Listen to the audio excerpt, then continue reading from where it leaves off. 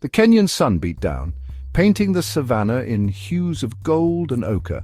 Likit, a proud Maasai warrior, stood tall as the acacia trees that dotted the landscape. His intricately beaded shuka, a symbol of his heritage, flowed in the warm breeze. Raised in the traditions of my tribe, I am as wild and free as the African plains themselves.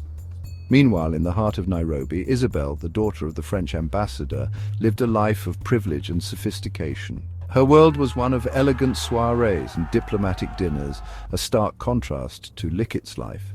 With my cascading brown hair and intelligent eyes, I possess a quiet strength, a thirst for adventure that belies my sheltered upbringing. Likit dreamt of proving himself as a leader, upholding the Maasai way of life. Isabel yearned to break free from the gilded cage of diplomatic life, to experience the world beyond the confines of embassy walls.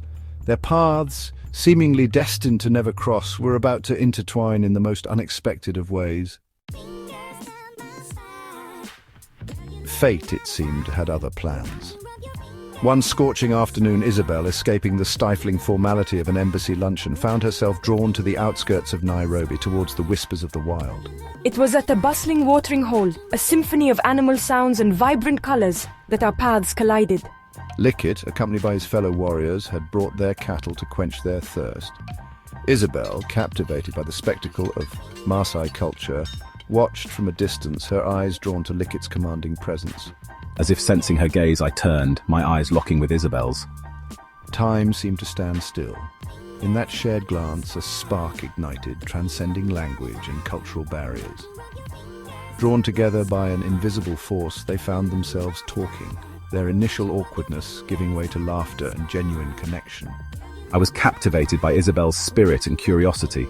I was enthralled by his world, listening with rapt attention as he shared stories of his people. Their encounter, however, was not a secret for long. Word of Likit's association with a foreigner and a diplomat's daughter no less spread through the Maasai community like wildfire. Elders steeped in tradition shook their heads, their faces etched with disapproval. How could Likit, a warrior destined for greatness within his tribe, even entertain the thought of a relationship with someone so different?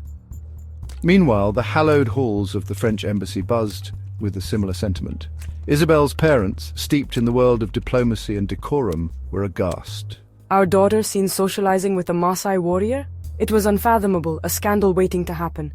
They had envisioned a different future for Isabel, one that involved a suitable suitor from their own world, not a warrior from a world they barely understood. The disapproval, however, did little to dampen the growing affection between Likit and Isabel.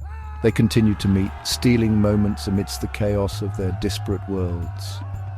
Each encounter solidified their bond, their love blossoming against the backdrop of cultural clashes and societal expectations. Likit, torn between his love for Isabel and his loyalty to his tribe, found himself at a crossroads. He knew that pursuing this relationship would mean defying centuries-old traditions, risking the wrath of his elders and potentially jeopardizing his standing within the community. Yet the thought of abandoning the love I feel for Isabel is unbearable. Isabel, too, grappled with the magnitude of their situation. She had always been a dutiful daughter, respectful of her parents' wishes. But this is different. This is about my happiness, my future. Could she turn her back on Likit, on the love that had awakened her soul, simply to please her parents and conform to societal expectations? Their love story was not a fairy tale. It was a messy, complicated affair, rife with obstacles and uncertainties. Yet, it was in these moments of doubt and struggle that their love deepened. They found solace in each other's arms, their differences fading away as they embraced the language of love, language that transcended words and